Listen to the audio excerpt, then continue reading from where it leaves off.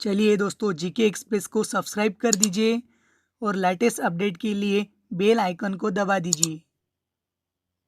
नमस्कार दोस्तों, GK express में आपका स्वागत है। तो देखो दोस्तों, हाल ही में रेलवे एनटीपीसी 2020 के जो एग्ज़ाम है वो शुरू हो चुके हैं दोस्तों। तो देखो दोस्तों, हाल ही में 28 दिसंबर फर्स्ट शिफ्ट खत्म हो चुका है। तो आज अपन देखने जा रहे हैं 28 दिसंबर फर्स्ट शिफ्ट के जो क्वेश्चन है वो आज हम 100% रियल क्वेश्चन जो है और सबसे सटीक और सबसे ज़्यादा प्रश्न देखने जा रहे हैं। तो देखो दोस्तों, अभी रेलवे ने उनकी एग्ज़ाम जो है वो स्टार्ट किए।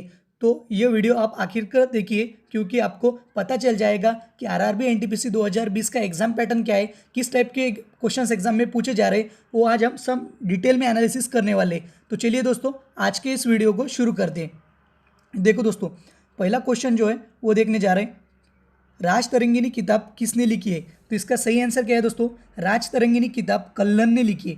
तो देखो दोस्तों, आपको क्या करना है, जो इतिहास के जो किताब किस किसने लिखी है एक बार आपको और लुक कर लेना है, ताकि आपको पता चल जाएगा कि कौन सा किताब किसने लिखा है, क्योंकि यह इस टाइप के क्वेश्चन एग्जाम में बार बार पूछे जाते हैं।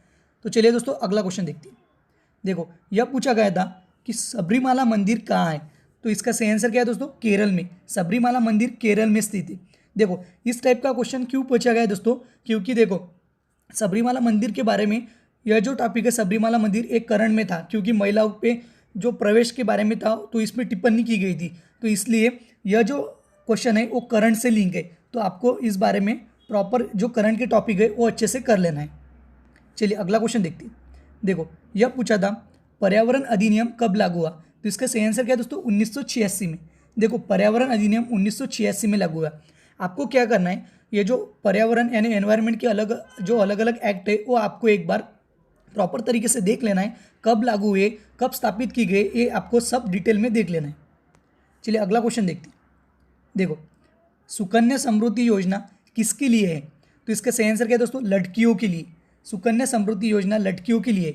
देखो, आपको क्या करना है, जो सरकार की जो योजनाएं हैं उसका क्या याद में रखना है आपको, तो उसकी डेट और उसका उद्देश्य, यानी वो किसके लिए है, किस वजह के लिए उसको बनाया गया है, ये आपको ध्यान में रखना है। चलिए दोस्तों, अगला क्वेश्चन देखते हैं। देखो, अगला क्वेश्चन जो है, साउंड वेव किससे पास नहीं होती। तो इसका सही आंसर क्या है दोस्तों, वैक्यूम, यानी जो निर्वात पोकली होती है उससे साउंड वेव पास नहीं होती। तो आपको क्या करना है, यह जो साइंस के जो दो इंपॉर्टेंट टॉपिक है, एक होता है साउंड और दूसरा है लाइट, तो ये अच्छे से कर लेना है, क्योंकि इस पर हर बार एक या दो क्वेश्चन जो है दोस्तों वो पूछे ही जाते हैं। चलिए दोस्तों, अगला क्वेश्चन देख लेते हैं। ये है, देखो, मॉम यानी मास ऑर्बिट मिशन जिसे मंगल मिशन कहा जाता है, ये कब लॉन्च हुआ। तो इसका सही आंसर क्या है दोस्तों, 2014 में। तो ये 2014 में लॉन्च हुआ है। देखो दोस्तों, जो इसरो के अलग अलग टाइप के जो मिशन है ये आपको याद में रखना है। उसमें भी जो इंपॉर्टेंट मिशन है जैसे चंद्रयान, मंगल मिशन, ये आपको अच्छे से उसकी डेट जो है, कब लॉन्च किया गया था, किस उद्देश्य के लिए लॉन्च किया गया था, ये आपको अच्छे तरह से जान लेना है। चलिए दोस्तों, अगला क्वेश्चन देखते हैं। देखो, अगला क्वेश्चन है, लोकसभा में सीटों की अधिकतम संख्या कितनी होती है। तो इसका सही आंसर क्या है दोस्तों, 552। देखो, लोकसभा में अधिकतम सीटें जो होती है वो 552 होती है, लेकिन हाल ही में लोकसभा में सीटें कितनी है, 543 है। यहाँ पूछा गया अधिकतम सीटें, तो इसका सही आंसर क्या होता है, 552। तो आपको लोकसभा, राज्यसभा, विधानसभा, इस सभी की सीटों और सभी के बारे में आपको पूरी डिटेल जानकारी रखनी है। चलिए दोस्तों, अगला क्वेश्चन देखते हैं। देखो, अगला क्वेश्चन जो है, भारत के सबसे युवा राष्ट्रपति कौन थे। तो इसका सही आंसर क्या है दोस्तों, संजीव रेड्डी। संजीव रेड्डी भारत के सबसे युवा राष्ट्रपति है। तो आपको क्या याद रखना है इसके बारे में, पहला राष्ट्रपति कौन था, पहले महिला राष्ट्रपति कौन थी, और अभी का राष्ट्रपति कौन है, ये सभी आपको राष्ट्रपति के बारे में ऐसे डिटेल स्टडी कर लेना है। अगला क्वेश्चन देखते हैं। देखो, 2020 की पर्यावरण दिन की थीम क्या थी। तो इसका सही आंसर क्या है दोस्तों, सेलिब्रेटिंग बायोडाइवर्सिटी। सेलिब्रेटिंग बायोडाइवर्सिटी यह 2020 की एनवायरनमेंट डे की थीम थी। तो एनवायरनमेंट डे हर साल अपन कब मनाते हैं, वो 5 जून को मनाया जाता है। तो आपको क्या याद रखना है, तो जो अलग अलग दिन है तो वो आपको याद रखनी है, उसकी थीम क्या थी ये याद रखनी है। तो इसका जो वीडियो है मैंने ऑलरेडी अपने चैनल पे बनाया हुआ है, वहाँ पर जाकर आप देख सकते हैं। चलिए दोस्तों, अगला क्वेश्चन देखते हैं। देखो, क्वेश्चन कौन सा है, खालसा पंथ की शुरुआत किसने की। तो इसका सही आंसर क्या है दोस्तों, गुरु गोविंद सिंह ने।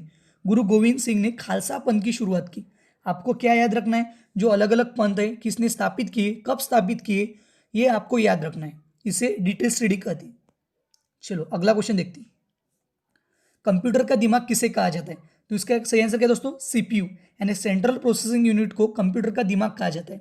देखो दोस्तों, कंप्यूटर के बारे में एकदम बेसिक क्वेश्चन पूछे जाते हैं, तो आपको इसलिए कंप्यूटर के बारे में ज़्यादा डिटेल में स्टडी करने का काम नहीं है। आप सिर्फ जो जो कंप्यूटर के बेसिक क्वेश्चन है वो अच्छे तरह से कर लेना। चलिए अगले क्वेश्चन देखते हैं। देखो, मुकुर्ती नेशनल पार्क कहाँ स्थित है? तो इसका सही आंसर क्या है दोस्तों? तमिलनाडु। मुकुर्ती नेशनल पार्क तमिलनाडु में स्थित है। आपको सिर्फ क्या करना है, जो इंपॉर्टेंट नेशनल पार्क है वो याद रखना, वो कहाँ स्थित है ये याद रखना है, बस हो गए। ये इसी टाइप के क्वेश्चन पूछे जाते हैं। अगला क्वेश्चन देखते हैं। देखो क्वेश्चन, अगला क्वेश्चन, महिला दिन कब मनाया जाता है? तो इसका सही आंसर क्या है दोस्तों? 8 मार्च को। जो ऐसे इंपॉर्टेंट दिन जो है मैंने सब कवर कर लिया, आप वीडियो देख सकते हैं उसका जो यानी वो डे कब मनाया जाता है और उसकी 2020 की थीम क्या थी, ये आपको अच्छे तरीके से जान लेना है। अगला क्वेश्चन देखते हैं। देखो, डीआरडीओ के प्रमुख कौन है? तो इसका सही आंसर क्या है दोस्तों? सतीश रेड्डी। देखो, defence and research in development organisation, इसे डीआरडीओ कहा जाता है। तो इसके प्रमुख कौन है? सतीश रेड्डी। जो ऐसे जो इंपॉर्टेंट संस्था है जैसे कि डीआरडीओ, इसरो, तो इसका आपको याद में क्या रखना है, इसकी कब स्थापना हुई थी, इसका मुख्यालय कहाँ है और इसका प्रमुख कौन है, ये 3 जो बातें आपको अच्छे तरह से जान लेना है। अगला क्वेश्चन देखते हैं, क्वेश्चन नंबर 15। ज्ञानपीठ पुरस्कार 2019 किसको दिया गया था? तो इसका सही आंसर क्या है दोस्तों? अमिताभ घोष। ज्ञानपीठ पुरस्कार 2019 का जो 54th इंग्लिश में दिया गया था अमिताभ घोष को, और जो 2020 को किसको दिया गया था? नंबूद्रिपाद, केरल के जो कवि थे उनको उनको 55वां जो ज्ञानपीठ पुरस्कार है वो दिया गया था। इसके भी बारे में मैंने वीडियो बना दिया है, वो भी यहाँ पर जाकर आप देख सकते हैं। चलिए अगला क्वेश्चन देखते हैं। क्वेश्चन नंबर 16, सबसे लंबी समुद्र तटरेखा किस राज्य से है? तो इसका सही आंसर क्या है दोस्तों? गुजरात से। सबसे लंबी जो है गुजरात से है। और महाराष्ट्र से जो लिंक है वो 720 किलोमीटर है। ये भी बात आप याद रख सकते हैं। अगला क्वेश्चन देखते हैं। देखो, पदार्थ की मात्रा को किसने मापा जाता है? तो इसका सही आंसर क्या है दोस्तों? किलोग्राम। तो आपको क्या करना है, जो इंपॉर्टेंट साइंस के जो फैक्टर है जैसे लाइट, ये इसका आपको क्या करना है, जो यूनिट होता है वो अच्छे तरीके से जान लेना है। चलिए अगला क्वेश्चन देखते हैं। क्वेश्चन नंबर 18, हिमाचल प्रदेश के मुख्यमंत्री कौन है? तो इसका सही आंसर क्या है दोस्तों? जयराम ठाकुर। जयराम ठाकुर हिमाचल प्रदेश के मुख्यमंत्री है। देखो, एग्जाम में क्या पूछा जाता है, राज्य, उस राज्य के मुख्यमंत्री कौन है, उस राज्य का राज्यपाल कौन है, यह बात, और उस राज्य की राजधानी कौन सी है। तो ये आपको डिटेल में स्टडी कर लेना है।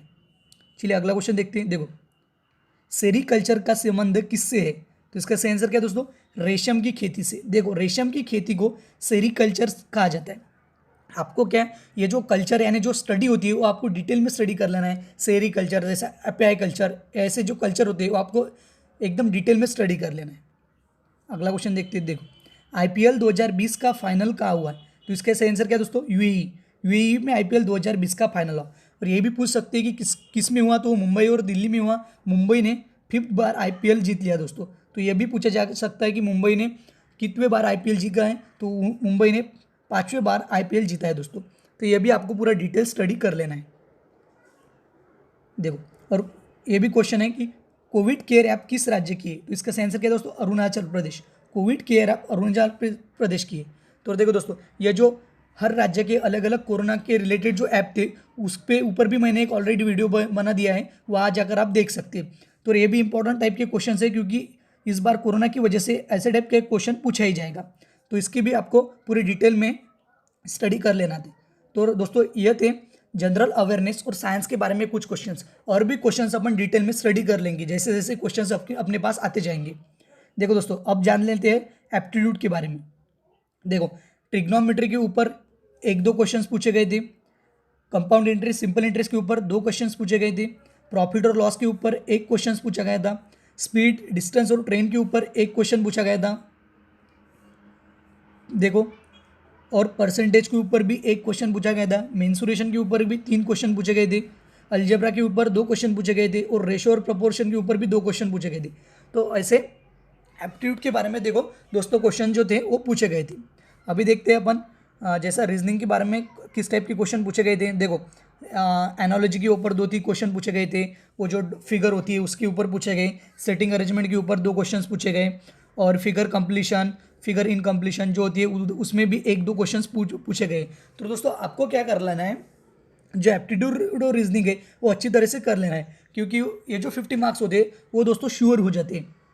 और आपको साइंस के बारे में थोड़ा सा जो स्टेट बोर्ड एनसीईआरटी की बुक होती है वो पढ़ लेना है, ताकि आपको ज़्यादा से ज़्यादा क्वेश्चन जो है उसमें से पूछे जाते हैं, तो आपको उससे भी ज़्यादा से ज़्यादा फ़ायदा हो सकता है।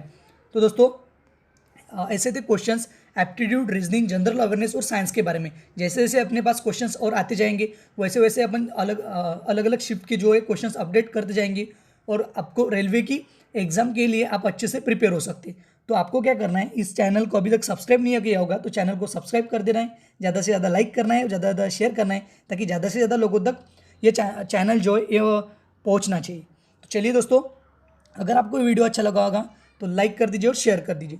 चलिए दोस्तों, आज के लिए इतना ही। Thank you.